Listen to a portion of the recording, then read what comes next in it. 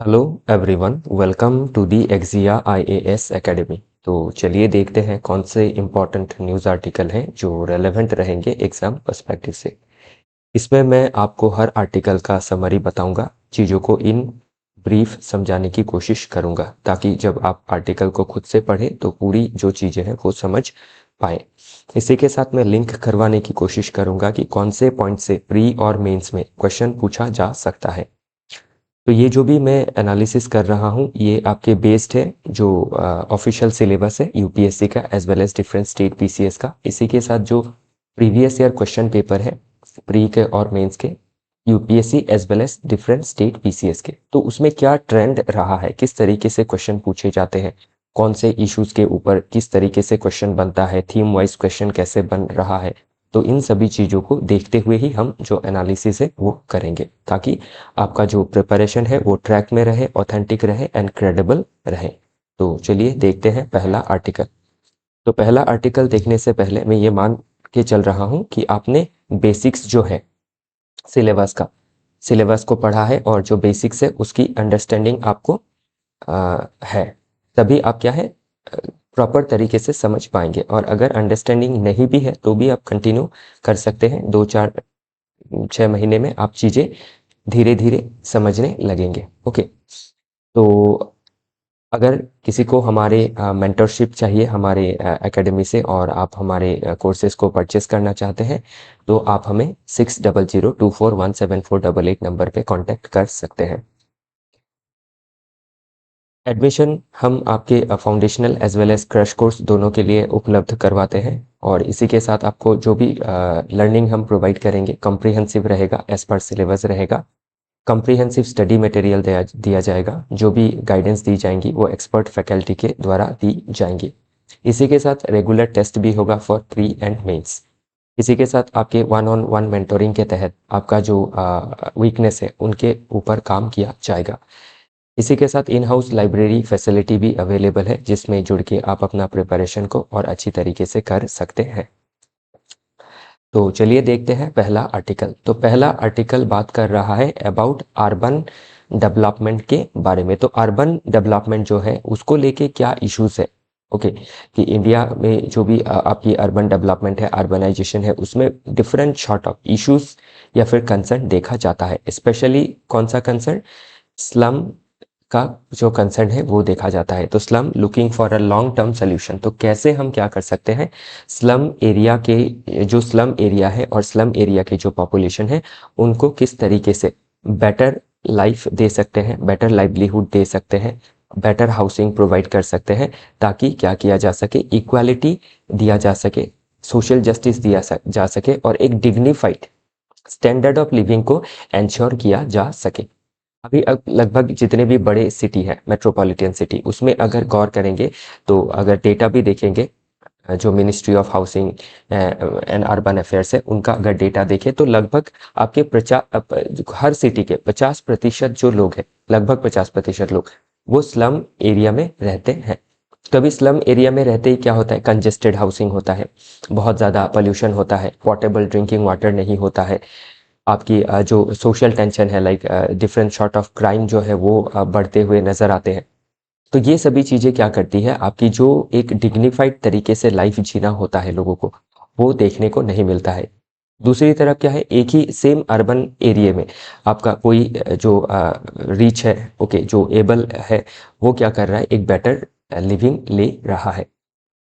तो एक देश के अंदर क्या है, दो इकोनॉमिक कंडीशन देखी जा रही है शहरों के अंदर। तो इसीलिए क्या है, शहरों को सस्टेनेबल तरीके से डेवलपमेंट करना ज़रूरी रहेगा। तो अभी क्या की जाती है, जो स्लम डेवलप होती है, ओके, तो अभी स्लम के अंदर आप बहुत ज़्यादा डीप रूटेड अर्बन प्रॉब्लम्स देख सकते हैं, including poverty, illegal housing, okay, then governance failure, जो डिफरेंट सॉर्ट ऑफ स्कीम्स होती है मार्जिनलाइज सेक्शन के लिए उनको नहीं दिया जाता है या फिर आइडेंटिफाई करने में दिक्कत होती है। तो इसके लिए क्या किया जाता है, डिमोलिशन देखे जाते हैं डिफरेंट अर्बन एरिया में। तो अभी डिमोलिशन जो है वो अगर आप लीगली अगर देखें तो सही है कि एनक्रोचमेंट हुआ है तो डिमोलिशन होना चाहिए। लेकिन अगर फंडामेंटल राइट्स के पर्सपेक्टिव से देखें, ह्यूमन राइट्स के पर्सपेक्टिव से देखें, तो ये क्या है, आपका वायलेशन ऑफ आर्टिकल 21 है, राइट टू लाइफ जो है वो उसका वॉयलेशन है, क्योंकि शेल्टर क्या आता है, राइट टू शेल्टर आपके राइट टू लाइफ के अंदर आता है अंडर आर्टिकल 21। तो अभी इन चीज़ों को हम ठीक कैसे कर सकते हैं, तो इसके लिए आपका ज़रूरी क्या है, अर्बन जो प्लानिंग है उसको बेटर करना ज़रूरी रहेगा। अभी ध्यान दीजिएगा कि हमारे पास ऐसे नहीं है कि लैंड रिसोर्स की कमी है। जो आप टॉप 10 सिटीज़ इंडिया के देखते हैं, लाइक आपके बेंगलुरु हो, बॉम्बे हो, दिल्ली हो, तो इन सिटीज़ में ऐसे 10 सिटी कितने लैंड में बसी हुई है इंडिया की, 0.2% लैंड में। इसका मतलब क्या है, लैंड की कमी नहीं है। तो स्कैरसिटी ऑफ लैंड क्या है, एक मिथ है। रादर क्या फेलियर है, पॉलिसी फेलियर है या फिर गवर्नेंस फेलियर है। तो बेटर अर्बन डेवलपमेंट की पॉलिसी लेनी ज़रूरी है, बेटर गवर्नेंस के ज़रिए उसको इम्प्लीमेंट करना ज़रूरी है। तो अभी हम जो अर्बन स्पेस है उसको क्या कर सकते हैं, एक्सपैंड कर सकते हैं, 1 नंबर। 2 नंबर हम क्या कर सकते हैं, आपके न्यू अर्बन स्पेसेस को बना सकते हैं। थर्ड हम क्या कर सकते हैं, सैटेलाइट टाउन बना सकते हैं near by the metropolitan cities, ताकि क्या की जा सके, जो आपकी एक्सेस पॉपुलेशन है उनको उनको शिफ्ट की जा सके, उनको एक अच्छा better housing, better livelihood facilities को प्रोवाइड किया जा सके। तो इसके लिए क्या है, बेटर प्लानिंग होना ज़रूरी है, सेंट्रल लेवल पे, स्टेट लेवल पे, as well as municipal level पे। सेंटर क्या करेगी, टेक्निकल एंड फाइनेंशियल हेल्प देगी। स्टेट क्या करेगी, आपके जो अर्बन बॉडीज है उनको आपके जो फाइनेंस है उसको चैनलाइज करेगी, जो प्लानिंग के गाइडलाइन है, टेक्निकल गाइडलाइन है, वो प्रोवाइड करेगी। और जो आपके अर्बन लोकल बॉडी है वो क्या करेंगे, कम्युनिटी के सपोर्ट में, with community participation, better urban planning करके जो एक डिग्निफाइड लाइफ है हर तबके के लोगों के लिए इंश्योर कर सकता है। तो ये काफ़ी ज़रूरी रहेगा। तो ध्यान रखिएगा, आज के समय पे अर्बन एरिया में बहुत ज़्यादा प्रॉब्लम देखी जाती है। तो स्लम में आपके इनफॉर्मल सेटलमेंट देखा जाता है। ओके, लीगल स्टेटस जो है वो नहीं मिलता है, इलीगल होता है काफ़ी इंफ्रास्ट्रक्चर, सैनिटेशन की कमी है, सेफ्टी की कमी देखी जाती है। ओके, डिफरेंट सॉर्ट ऑफ आपके डिजीजेस का भरमार देखा जाता है, स्पेशली अभी जैसे कोविड-19 जैसे प्रॉब्लम है। तो उसमें क्या होता है, जब स्लम एरिया में इतने कंजेस्टेड एरिया में रहते हैं, एक रूम में जैसे बॉम्बे जैसे जगहों में 4-5 जने रहना, जिसमें जो सिर्फ एक ही रह सकता है, तो उससे क्या होता है, जो बीमारियां होती है वो फैलती है। ओके, तो इसीलिए क्या है, अर्बन जो स्लम ड्वेलर्स है उनके लिए बेटर पॉलिसी बनाना और सस्टेनेबल अर्बन प्लानिंग करना बहुत ज़्यादा ज़रूरी रहेगा। उसके लिहाज से ये आर्टिकल इम्पॉर्टेंट रहेगा। ध्यान रखिएगा, सोसाइटी के पर्सपेक्टिव से हो, जियोग्राफी के पर्सपेक्टिव से, इकोनॉमी के पर्सपेक्टिव से, डेमोक्रेटिक पॉलिसी के पर्सपेक्टिव से, हर पर्सपेक्टिव से ये आर्टिकल इम्पॉर्टेंट रहेगा। तो जीएस पेपर 1 में, जीएस पेपर 2 में, जीएस पेपर 3 में ये आर्टिकल पूछा जा सकता है, इंक्लूडिंग ऐसे में भी पूछा जा सकता है। ओके, नेक्स्ट हम वे फॉरवर्ड में क्या लिख सकते हैं, स्मार्ट अर्बन हम एक्सटेंशन कर सकते हैं, लाइक टायर 2 सिटी क्लस्टर्स हम डेवलप कर सकते हैं। नेक्स्ट हम लैंड पॉलिसी रिफॉर्म कर सकते हैं, डिजिटल मैपिंग करना, लैंड पूलिंग करना, फ्लेक्सिबल जोनिंग लॉज बनाना। देन स्लम रिहेबिलिटेशन कर सकते हैं विथ डिग्निटी, ताकि हम जो आपके कंजेस्टेड एरिया है उनको क्लियर करके हम स्पेसिंग वाले एरिया को डेवलप करें। उसके लिए क्या है, पार्टिसिपेटरी प्लानिंग होना काफ़ी ज़रूरी है। अर्बन लाइवलीहुड सिक्योरिटी को देना ज़रूरी है, ताकि हम क्या कर सके, बेटर स्किल प्रोवाइड कर सके, एम्प्लॉयमेंट की गारंटी दे सके, हाउसिंग दे सके, अफोर्डेबल रेंटल हाउसिंग दे सके। तो बहुत सारी सिटीज़ में अफोर्डेबल रेंटल हाउसिंग नहीं है। ओके, इसीलिए क्या है, लोग जो स्लम एरिया है उसको ज़्यादा प्रेफर करते हैं, क्योंकि सस्ते में मकान मिल जाता है। ओके, कैपेसिटी बिल्डिंग करनी ज़रूरी है, जो अर्बन लोकल बॉडीज़ है, मीन्स म्यूनिसिपैलिटी की, उनको फाइनेंस प्रोवाइड करना, उनका जो बेटर टैक्सिंग कैपेसिटी को इन्हेंस करना by state government. Okay, administrative help provide करना, मतलब फंड, फंक्शन एंड फंक्शनरी को प्रोवाइड करना। तो ये सभी चीज़ें ज़रूरी रहेंगी। और फिर आपकी जो पॉलिटिकल एंड ब्यूरोक्रेटिक अकाउंटेबिलिटी है उसको भी इंश्योर करना, ताकि क्या किया जा सके, बेटर आपकी गवर्नेंस प्रोवाइड की जा सके इन अर्बन एरियाज। ओके, तो अभी ध्यान रखिएगा, आपके बीपीएससी, एपीएससी डिफरेंट एग्जाम में भी, जो अब जैसे बिहार में पटना हो गया, फिर आसाम में गुवाहाटी हो गया, ओके, तो इन जगहों में भी क्या है, बहुत ज़्यादा कंजेशन है, हाउसिंग की आपकी कमी है। तो इन सभी चीज़ों को हम क्या है आपके स्टेट पीसीएस में पूछ लिया जा सकता है। बाकी जो डिफरेंट स्कीम होती है ना, प्रधानमंत्री आवास योजना है, अमृत मिशन है, स्मार्ट सिटी मिशन है, इनका रेफरेंस भी आप दे सकते हैं। और इसी के साथ ये जो स्कीम्स है ये प्रीलिम्स में भी पूछी जा सकती है। ओके, नेक्स्ट आर्टिकल बात करता है अबाउट ये आपके एक ethical and legal point of view से ये क्वेश्चन पूछा जा सकता है। एथिक्स के पॉइंट ऑफ व्यू से, फिर आपके लीगल पॉइंट ऑफ व्यू से पूछा जा सकता है। मतलब जीएस पेपर आप 2 में 4 में एक्सपेक्ट कर सकते हैं, इंक्लूडिंग जीएस 1 सोसाइटी के पर्सपेक्टिव से भी पूछा जा सकता है, क्योंकि एथिक्स कहाँ आपका अप्लाई होता है, सोसाइटी में अप्लाई होता है। तो अभी ये जो आर्टिकल है ये स्पेशली आपके जो स्ट्रे डॉग्स होते हैं उनको लेके एक क्वेश्चन अराइज हुआ है कि feeding stress, question of compassion and public order, the position in law. तो अभी जो आपके स्ट्रे डॉग होते हैं उनके लिए क्या होता है, इन जनरली बहुत लोगों के अंदर कंपैशन देखा जाता है। ओके, मेरे अंदर भी कंपैशन है, आपके अंदर भी कंपैशन होगा, तो ऐसे कोई लोग भी होंगे जिसके अंदर क्या है कंपैशन नहीं भी हो सकता है। ओके, तो अभी आउट ऑफ कंपैशन हम क्या करते हैं, we want to feed them, तो हमें खिलाना उनको अच्छा लगता है। ओके, स्ट्रे डॉग को बहुत सारी आपकी क्या है जो एनजीओस है वो भी खिलाती है, कोई इंडिविजुअली भी उनको फीड करता है, तो ये काफ़ी अच्छी बात है। कंपैशन इसमें दिखता है, इसमें आपका एथिकल एक्शन दिखता है। लेकिन ऐसा नहीं होना चाहिए कि जो आपके उनको फीडिंग किया जा रहा है कि रास्ते के बीच में किया जाए, उससे क्या होता है पब्लिक ऑर्डर वायलेट होता है, तो ये ध्यान रखना ज़रूरी है। तो इसी को लेके क्या है कोर्ट में कई बार आपकी पिटीशन दायर हो चुकी है। ओके, इन मुद्दे को लेके तो लॉ का पोजीशन क्या है, तो लॉ ने भी कहा है कि ये ज़रूरी है कंपैशन दिखाना, क्योंकि जो एनिमल है, स्पेशली जो स्ट्रे एनिमल है, वो पार्ट ऑफ आवर कम्युनिटी है, वो हमारे कम्युनिटी के ही क्या है एक पार्ट है, हमारे एरिया में ही रहते हैं, वही उनका गुजर बसर होता है। तो अभी इसके लिए क्या है, अगर हम राइट के पर्सपेक्टिव से देखें तो आर्टिकल जो 21 है, right to life and liberty, तो ये सिर्फ आपके ह्यूमन के लिए नहीं है, ये आपके हर लिविंग क्रिएचर्स के लिए है, मतलब जो एनिमल राइट्स का कंसेप्ट है। ओके, तो आर्टिकल 21 बिलोंग करता है किसको, एनिमल को भी। फिर अगर हम कंपैशन की बात करें तो आर्टिकल जो 51A सब क्लॉज जी है, जो फंडामेंटल ड्यूटीज में है पार्ट 4A में, तो उसमें क्या कहता है कि हमें हमारे देश के जो सिटीजन है उनको कंपैशन दिखाना है टुवर्ड्स लिविंग बींग्स। तो कोई भी लिविंग बींग हो, वेदर इट इज इंसान हो, ओके ह्यूमन बींग हो या फिर आपके एनिमल हो, कोई भी लिविंग बींग हो, आपके लोगों को कंपैशन दिखाना ज़रूरी है। ये उनका एक क्या है आपके फंडामेंटल ड्यूटी के अंदर आ जाता है। और इसके अलावा भी जो आपके डिफरेंट लॉ है वो भी क्या कहते हैं, जैसे एनिमल बर्थ कंट्रोल रूल्स 2023, तो ये रिकॉग्नाइज करता है स्ट्रे डॉग को एज कम्युनिटी एनिमल। ओके, कि ये जो हमारी लार्जर कम्युनिटी है उसका ही एक पार्ट है, तो ये देखना काफ़ी ज़रूरी है। इसी के साथ आप बॉम्बे हाई कोर्ट 2023 में शर्मिला शंकर केस में भी अफेल्ड किया था कि right of citizens to feed the dogs, तो ये हमारा राइट है टू फीड डॉग्स, आप डॉग को फीड कर सकते हैं। बस ध्यान रखना है कि डॉग को सड़क के हम बीच में फीड ना करें, क्योंकि वहाँ पे बहुत ज़्यादा डॉग की भीड़ लग सकती है। ओके, तो उसमें एक्सीडेंट हो सकते हैं, रास्ता जाम हो सकता है, तो इन सभी चीज़ों को हमें नहीं करना है। कंपैशन दिखाना है लेकिन प्रॉपर तरीके से, तो उसी के ऊपर ये आर्टिकल बात करता है। तो ध्यान रखिएगा, अभी आपके कंपैशन को लेके कोई क्वेश्चन बनता है तो उसमें आप इस आर्टिकल का जिक्र कर सकते हैं, और इसी के साथ आप क्या है आप लीगली कॉन्स्टिट्यूशनली भी सब्सटेंशिएट कर सकते हैं।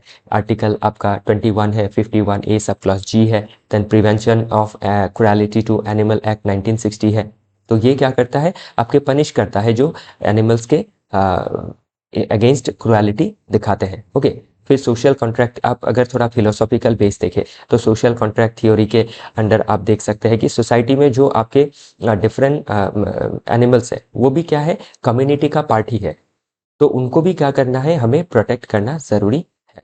फिर रॉल्स एंड जस्टिस के हिसाब से देखें तो हमें क्या करना है, जो वॉइसलेस एनिमल्स है उनको फीड करना ज़रूरी है, उनके लिए हमें जो ट्रीटमेंट है हमारा उसको फेयर रखना ज़रूरी है। फिर जो गांधीयन एथिक्स है वो भी कहता है कि हम अपने जो वीक है, वीक जो आपके ह्यूमन बीइंग हो या फिर एनिमल हो, उनको हम कैसे ट्रीट करते हैं, उससे एक सोसाइटी का ग्रेटनेस का पता हमें लगता है।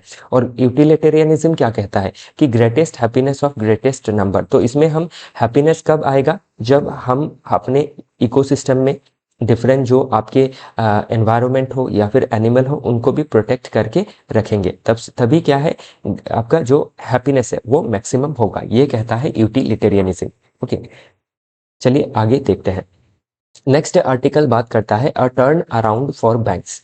तो अभी इसमें ये आर्टिकल बात कर रहा है कि जो बैंक का एनपीए है, नॉन परफॉर्मिंग एसेट, तो नॉन परफॉर्मिंग एसेट क्या होता है, जो बैंक उधार देती है डिफरेंट बिजनेसेस को या फिर इंडिविजुअल्स को, तो वो लोन अगर 3 महीने तक उसका ईएमआई नहीं आता है, रीपे नहीं किया जाता है, तो उसको नॉन परफॉर्मिंग एसेट कहा जाता है। तो आपके ध्यान रखिएगा 2008 के बाद जब सब प्राइम क्राइसिस हुआ था, अमेरिकन सब प्राइम क्राइसिस या फिर ग्लोबल इकोनॉमिक, जिसके वजह से ग्लोबल लेवल पे इकोनॉमिक क्राइसिस हो गई थी, तो उस क्राइसिस के बाद क्या हुआ, बैंक का जो एनपीए था वो बहुत बढ़ गया था। बहुत लोग जो थे आपके डिफॉल्ट कर रहे थे, विलफुल डिफॉल्टर थे, लाइक विजय माल्या। ओके, और बहुत सारे लोग जो थे वो आपके जो इकोनॉमिक कंडीशन थे उसके चलते बिजनेस अच्छा नहीं चल रहा था तो डिफॉल्ट कर रहे थे, मतलब लोन नहीं चुका पा रहे थे। तो उसका जो प्रॉब्लम था उसको सॉल्व करने के लिए आपका आईबीसी लाया गया था, insolvency and bankruptcy code of 2016। तो उसके तहत क्या है, जो बैड लोन था, जो नॉन परफॉर्मिंग एसेट था, उसको बहुत हद तक रिकवर किया गया है। और आज के समय पे अभी क्या हो रहा है, जो एनपीए है वो कम हो रहा है। जब बैंक का एनपीए कम होता है तो बैंक का रिस्क कम रहता है, तो तब क्या कर सकती है बैंक, जो लोन है, जो क्रेडिट है, वो डिफरेंट इंडस्ट्री को, इंडिविजुअल्स को प्रोवाइड कर सकती है या फिर करने में मोटिवेटेड रहती है, एनकरेज रहती है। लेकिन एनपीए जब बढ़ता है तो एनकरेज नहीं होती है। तो अभी क्या है, एक टर्न अराउंड देखा गया है कि डिक्लाइन हो रहा है एनपीए में, और स्पेशली एमएसएमई के सेगमेंट में अभी जो क्रेडिट है वो आपका बढ़ सकता है। और एमएसएमई को अगर क्रेडिट बढ़ता है तो उससे क्या होगा, अभी आपका जो एमएसएमई है, micro small and medium enterprise, ये देश की आपके लगभग 40% जनसाधारण को एम्प्लॉयमेंट दिलाती है।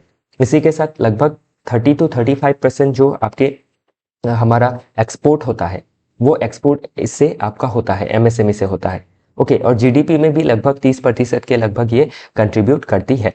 ओके, तो micro small and medium enterprise ये आपके सर्विसेज सेक्टर में भी हो सकती है, गुड्स प्रोडक्शन में भी हो सकती है। तो जो माइक्रो लेवल पे है, स्मॉल लेवल पे है और मीडियम लेवल पे है, कौन से सेगमेंट में काम करती है, इधर वर्किंग इन सेकेंडरी सेक्टर और tertiary sector of the economy, it means goods and services में वर्क करती है। तो इनका डेवलपमेंट काफ़ी ज़रूरी है, क्योंकि मोस्ट ऑफ द एमएसएमईज आपकी कहाँ आपकी पाई जाती है, आपके टायर 2 सिटीज़ में, जो छोटे सिटीज़ है, टायर 2, 3 इन सिटीज़ में पाई जाती है। और इसी के साथ विलेजेस में, जो विलेज इकोनॉमी है, उनको डेवलपमेंट में भी इनका बहुत योगदान रहा है। तो इसीलिए इनका सस्टेन होना काफ़ी ज़रूरी है। तो इसके लिए एनपीए घटने से क्या है, जो लोन है वो एमएसएमई को दिया जा सकेगा, और उससे क्या है आपके एम्प्लॉयमेंट जनरेशन होगा, जीडीपी में हमें बूस्ट मिलेगा। ओके, फिर हमारा जो एक्सपोर्ट पोटेंशियलिटी है वो बढ़ेगा। ओके, फिर रूरल जो इकोनॉमी है उसकी डेवलपमेंट होगी, जो टायर 2 सिटीज़ है उसका डेवलपमेंट होगा। तो इसीलिए जो आपके मेट्रोपॉलिटन सिटीज़ में स्लम जैसे प्रॉब्लम ये कम कर सकेगा, फिर रूरल अर्बन जो माइग्रेशन है वो कम होगा। ओके, तो ऐसे आप काफ़ी चीज़ें आप लिंक कर सकते हैं। चलिए देखते हैं अगला आर्टिकल। तो रेस्पेक्ट नेबर्स, तो अभी क्या करना है, रेस्पेक्ट नेबर्स। तो अभी हमारे जो नेबर्स हैं उनको रेस्पेक्ट करना काफ़ी ज़रूरी है। तो ये एक्चुअली चाइना के पर्सपेक्टिव से कहा गया है कि चाइना का जो रुख है वो इंडिया के अगर तरफ देखे तो काफ़ी नेगेटिव है। ओके, फॉर एग्जांपल जो हमारा जम्मू एंड कश्मीर रीजन है उसको चाइना जो है रिकॉग्नाइज नहीं करता है, इंडिया की सोवरेनिटी को जम्मू कश्मीर को लेके आपकी रिकॉग्नाइज नहीं करता है। देन आपके अरुणाचल प्रदेश को रिकॉग्नाइज नहीं करता है, और अपना एरिया के हिसाब से ये दिखाता है, पूरे वर्ल्ड को एक परसेप्शन बना के रखा है। तो अभी चाइना इन रिटर्न हमसे क्या एक्सपेक्ट करता है कि हम चाइना का जो आपका ताइवान को लेके पॉलिसी है, वन चाइना पॉलिसी, ओके, फिर आपका जो तिब्बत को लेके जो वन चाइना पॉलिसी है उसको हम समर्थन करें। ओके, जबकि वो हम आपके जो वन चाइना पॉलिसी है हम उसको आपका विरोध नहीं करते हैं। ओके, लेकिन चाइना की तरफ से क्या देखा जाता है, वो इंडिया का जो टेरिटोरियल इंटीग्रिटी है, सोवरेनिटी है, उसको रेस्पेक्ट नहीं करता है। इवन क्या करता है, लाइक आपके जो एस्केलेशंस है बॉर्डर में आप देख सकते हैं, गैलवान वैली एस्केलेशंस। ओके, फिर 1962 में जो वार था उसको देख सकते हैं। फिर जम्मू कश्मीर में आपके टेंशन को एस्केलेट करने के लिए पाकिस्तान को मदद करना डायरेक्टली इनडायरेक्टली। तो ये क्या है, इंडिया और चाइना का जो बिगड़ा हुआ रिलेशन है सिंस 1959, जब से Dalai Lama got asylum in India, then 1962 का वार। ओके, फिर आपके डिफरेंट शॉर्ट ऑफ बॉर्डर में जो क्लैशेस स्कर्मिशेस होती रहती है वो सभी चीज़ें हम देख सकते हैं। तो 1959 60s में जो आपका डिस्ट्रस्ट आया था बिटवीन दिस टू नेशन, तो इसमें इंडिया क्या कर नहीं पा रही है, चाइना को ट्रस्ट पे नहीं ले पा रही है, because China do not want to respect neighbours. Okay, specially India, या फिर जो उसके इंटरेस्ट के अगेंस्ट जाता है। तो इसीलिए ज़रूरी है कि इंडिया का जो कंसर्न है उसको चाइना जो है वो रेस्पेक्ट करे। तो अभी ये जो आर्टिकल है कैसे एग्जाम में बन सकता है, आपके इंडिया चाइना रिलेशन के ऊपर जब आईआर में क्वेश्चन पूछेगा तो पहले हमें कंसर्न्स को बताना जरूरी है। ओके, आपको तिब्बत को लेके कंसर्न है, दलाई लामा जी को लेके कंसर्न है, अरुणाचल प्रदेश को लेके कंसर्न है, लद्दाख के अक्साई चीन को लेके कंसर्न है, ब्रह्मपुत्र को लेके कंसर्न है, देन आपके पाकिस्तान को आपके ऑल वेदर सपोर्ट देना एक कंसर्न है, फिर जो आपके नॉर्थ ईस्ट रीजन में इंसर्जेंट है उनको सपोर्ट करने को लेके एक कंसर्न है। तो ये सभी कंसर्न्स हम देख सकते हैं। ओके, फिर जो स्ट्रिंग ऑफ पर्ल्स पॉलिसी है चाइना की जो बीआरआई के अंदर है, तो ये सभी कंसर्न्स हम देख सकते हैं।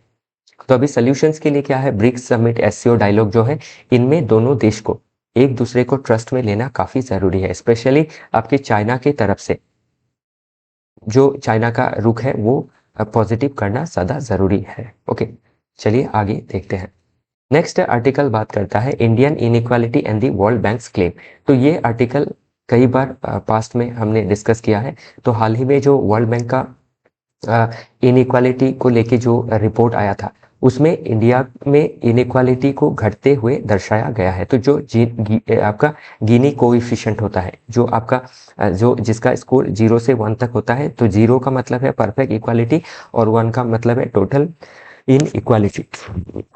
तो हाल ही में क्या है, इंडिया का स्कोर काफी आपका 1 से मतलब घटते हुए आया है, मतलब हम इक्वालिटी की तरफ जा रहे हैं, स्पेशली कंजम्पशन के लेवल पे। इससे क्या पता चल रहा है कि हमारे देश में जो कंजम्पशन का पैटर्न है वो चेंज हुआ है। आपके रूरल पॉपुलेशन का जो कंजम्पशन है वो बढ़ा है। तो कंजम्पशन अगर बढ़ा है, हेल्थ में हो, एजुकेशन में हो, फूड में हो, okay, different sort of home appliances में हो, इसका मतलब लिविंग स्टैंडर्ड जो है वो बढ़ रहा है, लोगों के हाथ में जो डिस्पोजेबल इनकम है वो आ रही है। बाकी नीड ऑफ द आवर क्या है कि अभी भी आपका इनकम इनइक्वालिटी है वो पूरी तरीके से आपका दूर नहीं हुआ है, तो उसको दूर करना जरूरी है। रूरल अर्बन जो डिवाइड है उसको कम करना जरूरी है, जो कास्ट डिस्क्रिमिनेशन है उनको कम करना जरूरी है, वुमेन एम्पावरमेंट करना जरूरी है। ओके, इनके लिए आपके स्किल देना, एजुकेशन देना, हेल्थ सर्विसेज प्रोवाइड करना, ओके, सोशल सिक्योरिटी देना, फाइनेंशियल सिक्योरिटी देना, this sort of thing you can write in the mains examination. और इसी के साथ जो डिफरेंट सॉर्ट ऑफ स्कीम्स है उसको भी आपको पढ़ना जरूरी रहेगा, जैसे प्रधानमंत्री आवास योजना, MGNरेगा, ओके, फिर public distribution system, new education policy, skill India mission, इन सभी चीजों को आपको मेंस में आपको स्टेप्स टेकन में दिखाना जरूरी रहेगा। और इसी के साथ क्या है, प्रीलिम्स में इन स्कीम्स के ऊपर क्वेश्चन पूछ लिया जा सकता है। चलिए देखते हैं अगला आर्टिकल। नेक्स्ट आर्टिकल बात करता है all in one, agriculture needs more public spending, not just one umbrella scheme. तो अभी ध्यान रखिएगा, इसमें कल हमने डिस्कस किया था PM धन धान्य कृषि योजना जो लिया गया, PMDDKY जो स्कीम था। तो इस स्कीम में क्या किया गया है, 36 जो एग्जिस्टिंग स्कीम है उनको इंटीग्रेट किया गया है अक्रॉस 11 मिनिस्ट्री, इंक्लूडिंग PM किसान, PM फसल बीमा योजना, ओके। और इनको क्या किया जाएगा, आपका जो ये PM धन धान्य कृषि योजना है, इसको 100 जो आपके बैकवर्ड डिस्ट्रिक्ट है, तो एस्पिरेशनल डिस्ट्रिक्ट मॉडल में 112 डिस्ट्रिक्ट है 112, तो उसी में से 100 डिस्ट्रिक्ट का टारगेटेड तरीके से आपका एग्रीकल्चरल डेवलपमेंट को सस्टेनेबल तरीके से इंश्योर करने की कोशिश की जाएगी इसमें। तो इसमें अभी ये तो कल हमने देखा ही था, लेकिन इसमें कुछ कंसर्न बताया है। कंसर्न क्या है कि आपके जो इस तरीके से स्कीम को क्लब किए गए हैं ये काफ़ी नहीं है। इसके अलावा भी आपके क्या करना है, जो पब्लिक स्पेंडिंग है इन एग्रीकल्चरल सेक्टर उसको बढ़ाना ज़्यादा ज़रूरी है। ओके, फॉर एग्जांपल आपके कहीं मेंशन होगा इसमें, जस्ट अ मिनट। ओके, तो आपके डिफरेंट सेगमेंट पे लाइक मुझे अभी इसमें नहीं दिख रहा है, तो ये रहा focus on agri startup, food processing, storage, logistics, okay, through farmer produce organisation. तो इन सभी चीज़ों में और ज़्यादा ध्यान देनी ज़रूरी है और हमें one size fits all approach को नहीं अपनाना है, क्योंकि डिफरेंट जो स्टेट है, डिफरेंट जो एग्रो क्लाइमेटिक जोन है, उसका जो नीड है वो डिफरेंट है। तो इसीलिए क्या करना है, आपका टेलर्ड स्कीम लेना है for different agro climatic zone. Strengthen करना है डिस्ट्रिक्ट प्लान्स को, इंक्रीज करना है पब्लिक इन्वेस्टमेंट को, प्रमोट करना है क्रॉप डाइवर्सिफिकेशन को, ताकि हम सिर्फ राइस व्हीट में ही फंसे ना रह जाए। न्यूट्रिशनल सिक्योरिटी को प्रोवाइड करना है by producing pulses, millet. Okay, तो इन सभी चीज़ों को ध्यान देना काफ़ी ज़रूरी है। नेक्स्ट आर्टिकल बात करता है इंडिया यूएस फ्री ट्रेड, जो आपका एग्रीमेंट चल रहा है, बायलैटरल ट्रेड एग्रीमेंट, उसके बारे में ये आर्टिकल बात करता है। Not free trade agreement, bilateral trade agreement. तो बायलैटरल ट्रेड एग्रीमेंट में ऑलरेडी यूएसए ने क्या किया है, जो आपका टैरिफ है उसको इंडियन प्रोडक्ट्स के ऊपर बढ़ाया है, और अभी उसको घटाने के लिए क्या है, आपका बायलैटरल ट्रेड एग्रीमेंट के तहत यूएसए जो डिमांड कर रही है, लाइक आपके डेयरी सेगमेंट में उनको एंट्री देना in India, and pushing for GM crop, genetically जो मॉडिफाइड क्रॉप्स होते हैं, जिनको जीन एडिटिंग करके क्या किया जाता है, क्रॉप का जो ईल्ड है, प्रोडक्शन है, पेस्ट रेजिस्टेंट जो है उसको बढ़ाया जाता है। तो इस तरीके के क्रॉप अभी क्या है, इंडिया के लॉ जो है वो आपके अलाउ नहीं करते, हमारे खुद के देश में भी अलाउ नहीं है एक्सेप्ट बीटी कॉटन। ओके, तो आपने बीटी कॉटन के अलावा बाकी जो है BT brinjal, okay, then BT mustard, इनके ऊपर भी आपके क्या है, रोक लगाई गई है। ओनली बीटी कॉटन ही आपका हमारे देश में प्रोड्यूस होता है, बाकी हम फूड क्रॉप में आपके जेनेटिकली मॉडिफाइड क्रॉप्स को यूज नहीं करते हैं। ये आपका जो जेनेटिक इंजीनियरिंग अप्राइजल कमेटी है under ministry of environment, forest and climate change, उसने इसको अलाउ नहीं किया है। तो हम इसलिए क्या है, बायलैटरल ट्रेड एग्रीमेंट में यूएसए के जीएम क्रॉप्स को अलाउ नहीं कर सकते हैं। ओके, और डेयरी को तो हम अलाउ नहीं कर सकते हैं, कंसेशन नहीं दे सकते हैं ज़्यादा, क्योंकि हमारा जो डेयरी सेगमेंट है वो जो डेवलप हुआ आपका because of white revolution in 1960s, okay, under the leadership of Varghese Kurien, जिसके वजह से क्या है, रूरल इकोनॉमी में बहुत सहूलियत हमें मिली है। तो अभी आप देख सकते हैं अमूल एक मॉडल है, फिर आपका आसाम में देखें तो आपका वमूल है, तो बिहार में भी वैसा मॉडल है, जो आपका आपका सुधा नाम से एक ब्रांड है। तो इन सभी चीज़ों में क्या होगा, बहुत नेगेटिव इम्पैक्ट पड़ेगा अगर बायलैटरल ट्रेड एग्रीमेंट के तहत हम यूएसए के जो डेयरी प्रोडक्ट्स और जीएम क्रॉप्स को अलाउ करते हैं। तो ध्यान रखिएगा, ये कंसर्न्स पूछे जा सकते हैं। बाकी जीएम क्रॉप्स क्या है ये थोड़ा बहुत पढ़ लीजिएगा, आपके प्रीलिम्स में पूछा जा सकता है। ओके, और ऐसे भी आपको समझना जरूरी है टू राइट इन मेंस। फिर जेनेटिक इंजीनियरिंग अप्राइजल कमेटी, जो मैंने अभी डिस्कस किया था, ministry of environment, forest and climate change के तहत है। ओके, तो इन चीज़ों को थोड़ा बहुत देख लीजिएगा आप। ओके, नेक्स्ट बात करते हैं India EU resolve digital difference in free trade talks. तो अभी इंडिया और यूए के बीच में भी ईयू, यूरोपियन यूनियन के बीच में भी फ्री ट्रेड टॉक चल रहा है। ओके, लेकिन अभी इसमें कंसर्न क्या है, इसमें स्पेशली आपके जो ई कॉमर्स है उसको भी इसमें टॉक में रखा गया है। तो अभी ई कॉमर्स को लेके सबसे बड़ा कंसर्न क्या है, या फिर जो डिजिटल कॉमर्स है, इसमें सबसे बड़ा कंसर्न है कि डेटा को कैसे हैंडल किया जाएगा। क्योंकि ई कॉमर्स प्लेटफॉर्म क्या करती है, बहुत ज़्यादा आपके डिजिटल जो डेटा है उसको कलेक्ट करती है। तो जो डिजिटल डेटा है उससे क्या होता है, आपके डिजिटल डेटा में पर्सनल डेटास रहती है।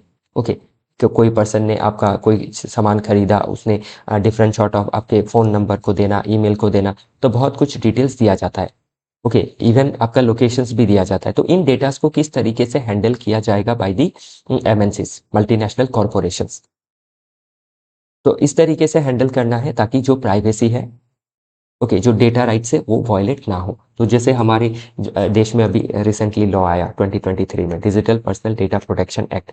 तो उसके तहत क्या करना है, जो आपके सेंसिटिव डेटा है उसको आपका प्रोटेक्ट करना ज़रूरी है। और अगर कोई डेटा को यूज़ किया जाता है बाई एमएनसी, तो उसके लिए एक्सप्लिसिट कंसेंट का होना बहुत ज़्यादा ज़रूरी है। तो ये सभी कंसर्न्स को लेके क्वेश्चन बन सकते हैं। ओके, तो ये सभी चीज़ें देखनी ज़रूरी रहेगी। इसी के साथ आज का जो डिस्कशन है वो यहीं समाप्त होता है। कल फिर मिलेंगे डिफरेंट आर्टिकल के साथ। आई होप चीज़ें आपको एक जिस्ट के आकार में समझ आई। कोई डाउट रहता है तो आप हमारे नंबर पे कांटेक्ट कर सकते हैं, as well as comment section में भी बता सकते हैं, हम उसको कैटर करने की कोशिश करेंगे। आज के लिए इतना ही, कल फिर मिलते हैं with different article. Thank you.